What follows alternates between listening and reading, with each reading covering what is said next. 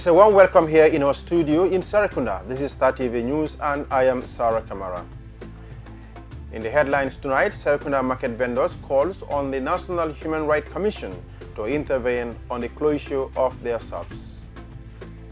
Missing Alaji Sow is not in police custody, reveals police PRO Lamin Jai. Senegalese ambassador to the Gambia shed light on the 12.5 billion CFA allocated to Senegalese in the diaspora. Over 80% of calls made to coronavirus emergency number 1025 are from Western region, reveals Modin Jai. And on the international scene, fears of second locust wave threat will be worse for harvest in Kenya. The Organization of Petroleum Exporting Countries, OPEC, and its allies have agreed to reduce crude oil production by 10 million barrels a day until early June. EU leaders back $1 trillion economy deals. Those were the headlines, and now the news in details.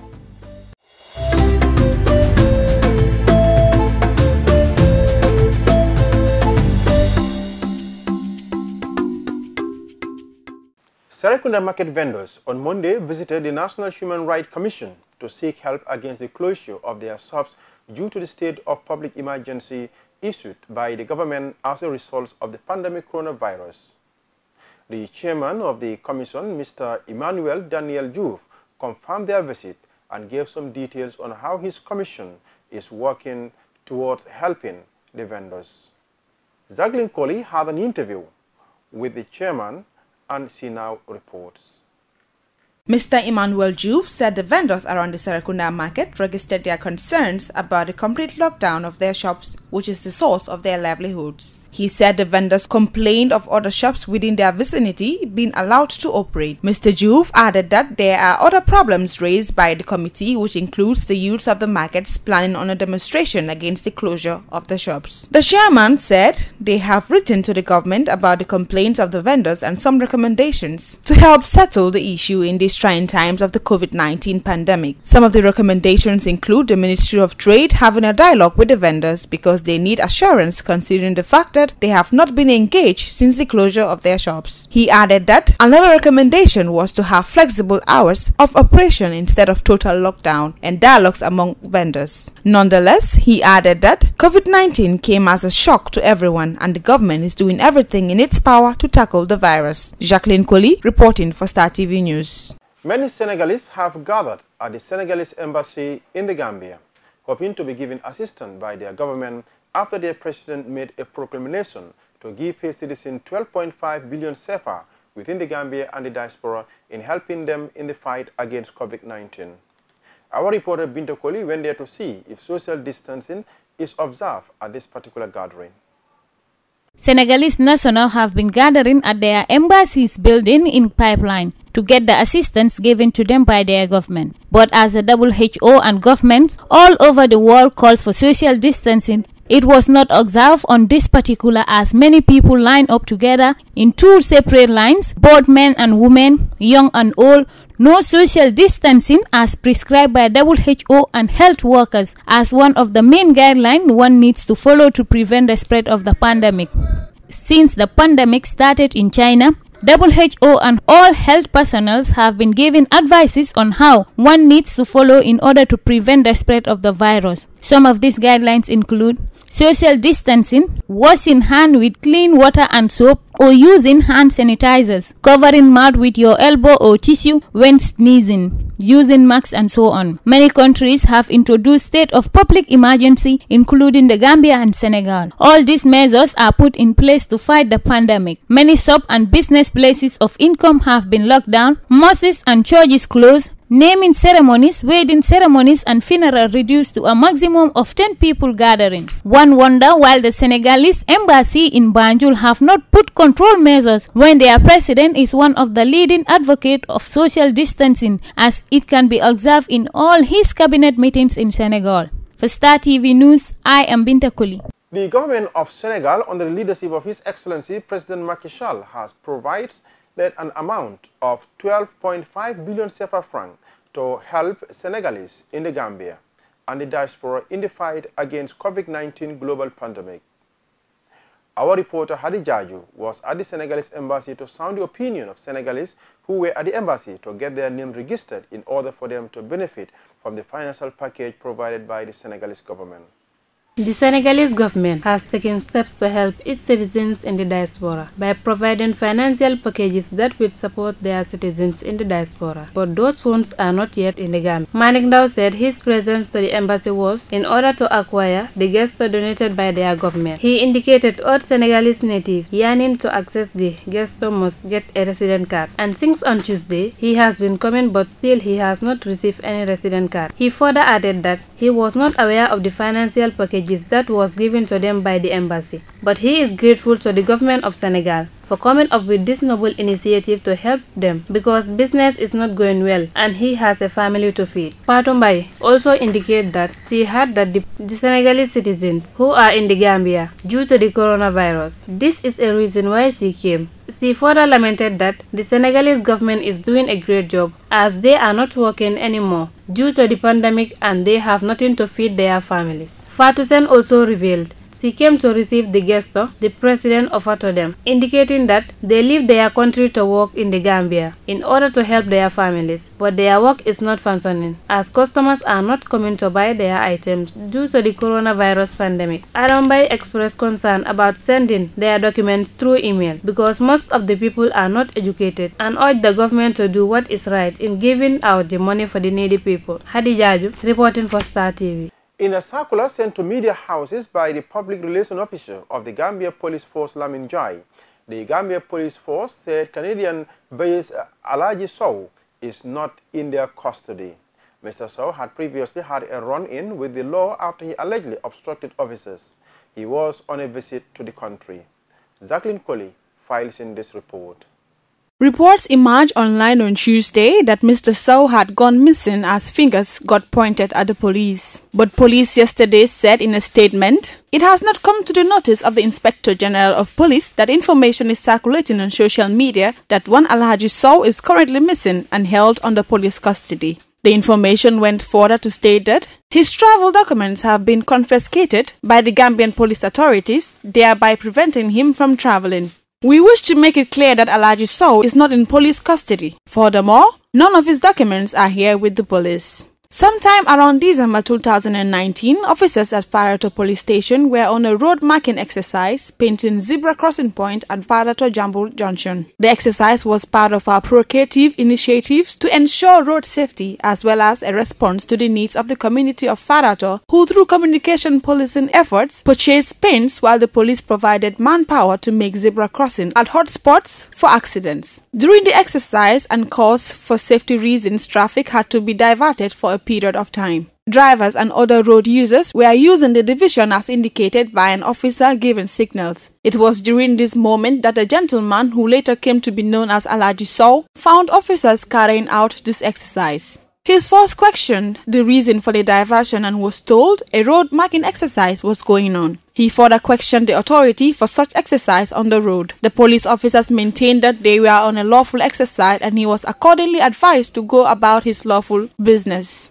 Mr. Sow, who seemed not satisfied, then stopped his vehicle, started filming and taking pictures. After several attempts to make him stop, he refused to heed to police advice. Mr. Sow was then arrested and charged with obstructing a police officer, contrary to the laws of the Gambia. Subsequently, he was arraigned before the Brikama Magistrates Court, where he took his plea of not guilty. He was admitted to bail in the sum of $25,000 with one Gambian surety, who should produce his original biometric ID card, which must be deposited at the court. Additionally, the court ordered that the accused to submit all his travel documents to the register of the court pending the final determination of the court of the case. Furthermore, the surety must swear to an affidavit of means in the large sum. This was done and the matter was adjourned for hearing on subsequent dates. As the trial proceeds, the prosecution opened their case and called in 3 witnesses who all testified. At the close of the case of the prosecution, the defense made a no case to answer submission, to which the prosecution replied. The matter was then adjourned for rulings which could not be delivered due to the coronavirus pandemic, as court have temporarily suspended settings. We wish to once clarify that Alhaji Sow is not held under police custody as his case is a subject of litigation before subordinate court, said Police PRO Lamin Jai. Jacqueline Coley reporting for Star TV News. The Senegalese ambassador to the Gambia, Bassirou Sène, on Thursday briefed the media on the 12.5 billion CFA set aside by President Macky Sall for Senegalese people in the diaspora in the fight against COVID-19. Omar Diop interviews the ambassador and he now reports. Ambassador Sène shed light on the 12 billion CFA disbursed by the Senegalese government to help needy Senegalese in the diaspora, which includes the Senegalese in the Gambia. The financial package can be applied through the Senegalese embassy. Are impacted by the measure taken by government and preventing them to doing that they couldn't do their job properly. They are not able to gain their life properly as before. So they are suffering from the disease. They are suffering from the disease and subsequently from the measure taken by the government around the world. They couldn't go to job, they couldn't go to work. They are confined in their home with their family, with their children, with their kids. So those are the impacted, those who are really feeling what is disease in the economic side and social side. Those are really the first beneficiaries of this contribution, this help of the government of Senegal. Now, can you say X is impacted and Y is not? I am not in the capacity to do that. So my choice is to let them ask. Those who are impacted, they can write to the ambassador to ask help because they are really so feeling the inconvenience of the disease. Those who are not impacted, they will not ask. I know them. Some people living in a certain standard of living economically, they will not ask. So to be brief, those who are impacted and asking help to the government of Senegal will be on the front line of those who will be benefiting from this help. Ambassador Sène lamented that the money is not in their hands as of now, but there are ongoing discussions on how to acquire those funds. To say it is not. For at the time we are now, this very minute, very hour, $1 is not in our budget, in our accounts for this help. They are discussing about the matter in Dakar within the Ministry of Foreign Affairs and the Secretary, the Minister of State, I think, Minister Moise. They are discussing now with 15 honorable deputy Senegalese abroad. They are discussing now how to mobilize, how to send this money to the appropriate person. It is very difficult for them because you don't know the degree of impact of the virus is not the same in France or Spain than in Cote d'Ivoire or in Gambia. It is not the same. Even the same population, but it is not the same impact. How can you send 1 million to X and 500,000 to Y? It is a difficult question. So they are dealing with the matter with the appropriate standard. So to be able to give the money to the really appropriate person. How they will do? Will they send mallow and oil and so on to the people? Will they send cash money? Will they ask to give project ideas to finance them, I don't know for the time being. So it was why I was anticipating to be able to have an idea of who is based where, and who is really asking for help. The announcement of the 12 billion CFA came in the midst of the coronavirus lockdown, as the Senegalese president deemed it necessary to support his citizens in diaspora, as business and income became nightmare for people's survival. For Star TV, I am Omar Diop. The Director of Health Promotion told the media in a press briefing on Thursday that over 80% of calls made to coronavirus emergency number 1025 are from the Western region, as he gave an in-depth update on the COVID-19 situation in the Gambia. Modu Elbaji files in this report. The Director of Health Promotion told the media in a press briefing on Thursday that over 80% of calls made to the coronavirus emergency number 1025 are from the Western region, as he gave an in-depth update of the COVID-19 situation in the Gambia. That national situation report since the confirmation of the first case of the novel coronavirus COVID-19 in the Gambia on the 17th of March 2020 revealed the following. 1. All 6 new laboratory tests resulted from MRC were negative. Over 80% of all calls to the 1025 hotline were received from Western Region 1 and 2 health regions. That is from Brikama Health Region and as well as Kanifing Health Region. The 4th case is still on admission and is responding to treatment. No new people admitted or discharged from quarantine yet.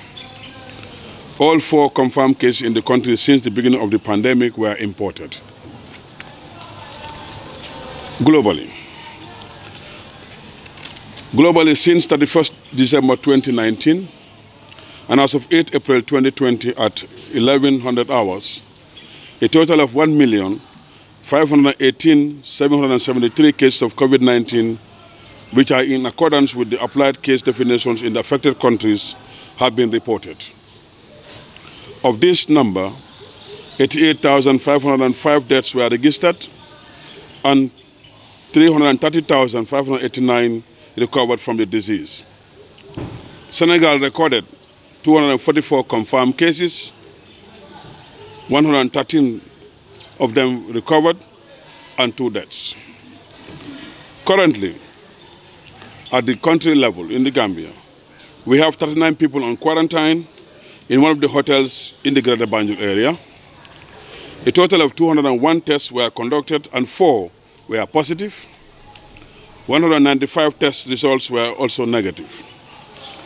253 people completed quarantine, 233 contact traced, and 310 people completed follow-ups. Regarding risk communication and community engagement, case management, logistics and security, surveillance and laboratory, as well as coordination, the following activities were carried out. Director Njai noted that they have been engaging the local communities in order to counter the fake news on the COVID-19 and its presence in the country, which included field visits in rural communities. The second field visit was meant to assess the level of preparedness of the country's entry points in North Bank and South Bank of the Gambia. Njai also set light on the patient that is currently undergoing medical treatment, as he highlighted the issues of logistics and security in the country. The 4th case is still receiving treatment and remains in stable condition, both clinically and psychologically, and is also waiting to have a repeat laboratory test. In the area of logistics and security, all regions in the Gambia have received stockpile of personal protective equipment. For laboratory and surveillance activities, regular follow-ups for all persons discharged from quarantine is ongoing, and at both strategic and technical level, daily coordination meetings are also taking place. Regarding our next steps, The Minister of Health, in collaboration with partners, will intensify the following actions.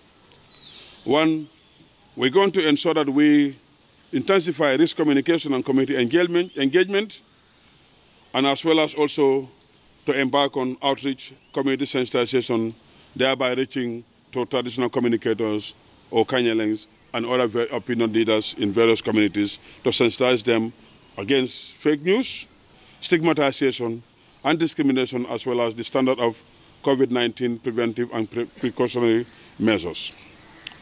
However, Njai also urged the general public to remain calm and be vigilant on the preventive measures in order to mitigate the risks of catching the virus. Reporting for Star TV, I am Modu Elbaji. And now news beyond our borders. A second wave of desert locusts is about to hit Kenya and the region, but this time scientists are warning that it could be up to 20 times larger than ones that occurred earlier this year.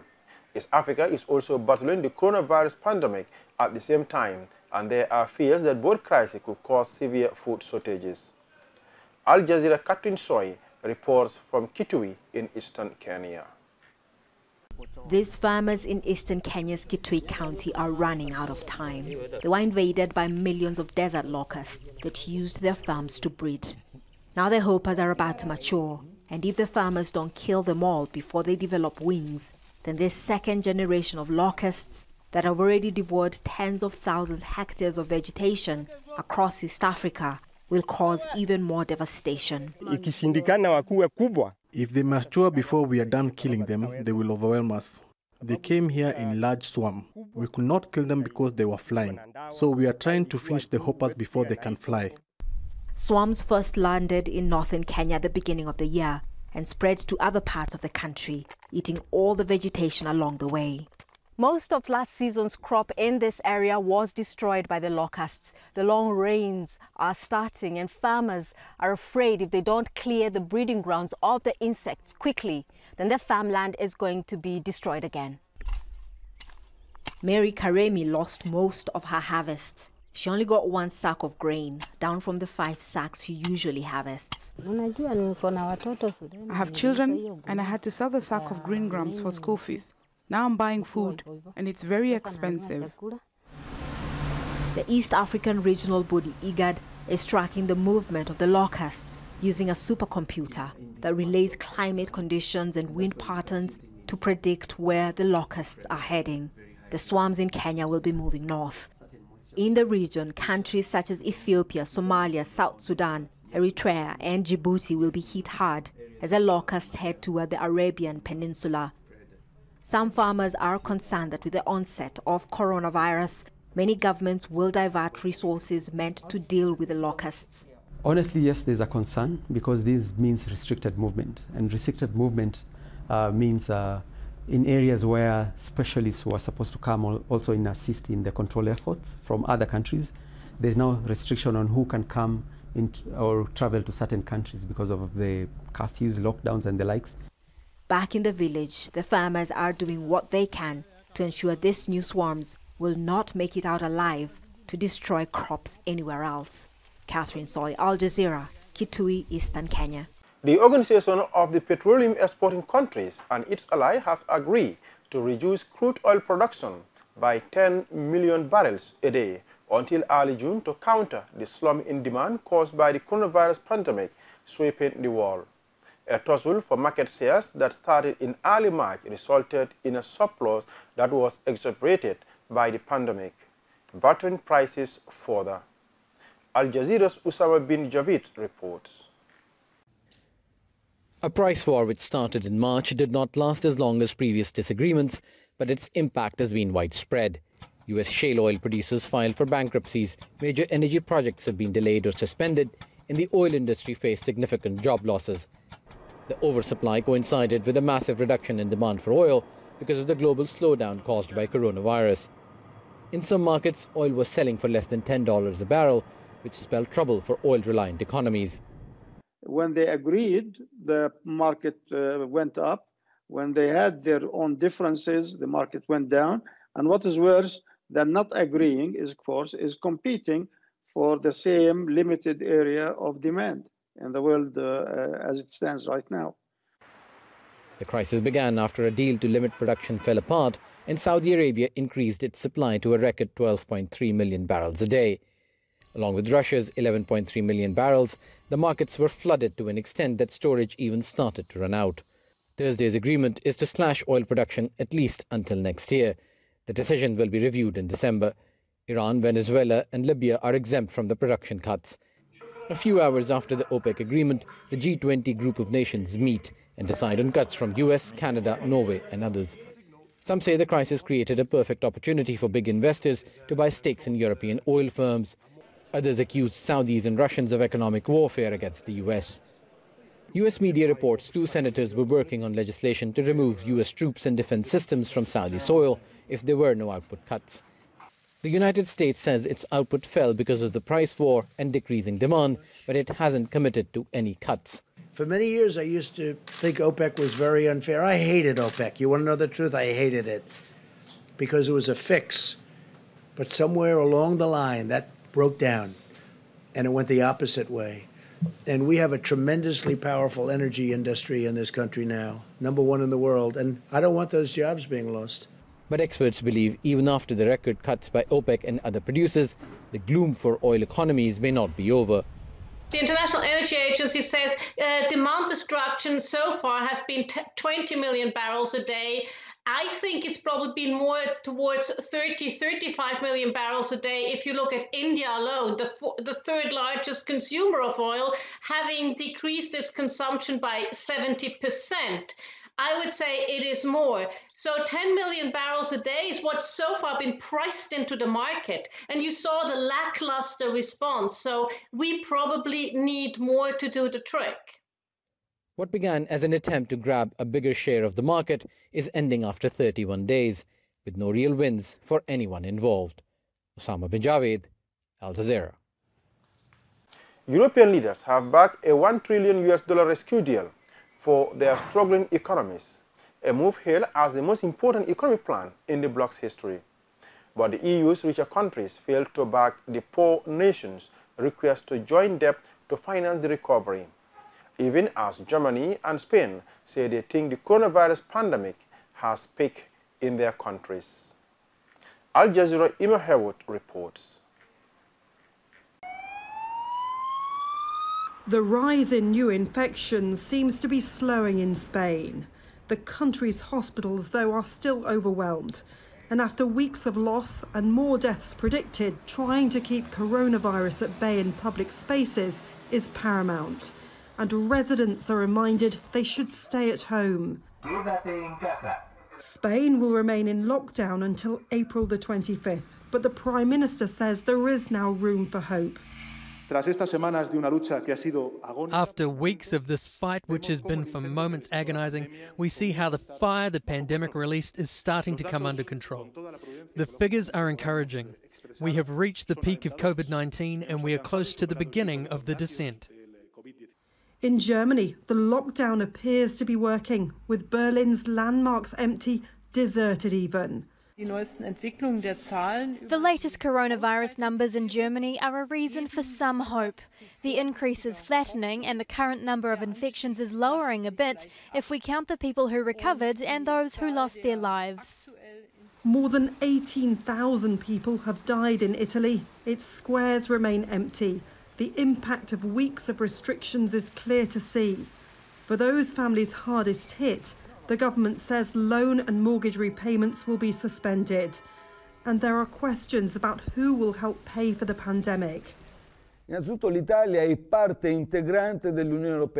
Italy is an integral part of the EU. The EU must show a strong, swift and unified response to the repercussions of this pandemic. We have to provide answers about politics, finance and the economy because this is in all of our interests. This does not only concern Italy, but also Spain and all countries that face economic and social problems. And those questions are being asked across Europe. It is grappling with this crisis from the north to the south. Nowhere is untouched by it. There have been deep divisions, though, inside the EU about how it should be financed. Days of talks have now resulted in an agreement held by the French finance minister as the most important economic plan in the EU's history. It will allow credit from the bloc's bailout fund to go to the worst affected countries until the crisis is over. This emergency plan will shield our economic and social fabric as we dive into a recession. When the health crisis abates, we will need to spur the economic recovery. It is imperative that we grow together. For many families in Europe, Easter weekend would usually mark a time of togetherness. Coronavirus will mean many will now spend it apart or remembering those who they've lost. Emma Hayward, Al Jazeera. More than 16,600 people have died from the coronavirus pandemic in the United States. But in the New York State, the epicenter of the country's outbreak, where more than 7,000 have died, the number of new infections is tapering off. New York City officials have hired contract laborers to help bury the dead on an island traditionally used for deceased without family members or without means for arranged funerals for them. Al Jazeera Christine Solomé reports from New York. Hart Island is New York City's Potter's Field, where those with no family or means to arrange a funeral are laid to rest. They used to bury 25 people a week here. In the age of the coronavirus, it's about that number every day. Counting the dead is now part of the daily routine for the governor. 9/11 was supposed to be the darkest day in New York for a generation. We lose 2,753 lives on 9/11. We've lost over 7,000 lives to this crisis. That is so shocking and painful and breathtaking.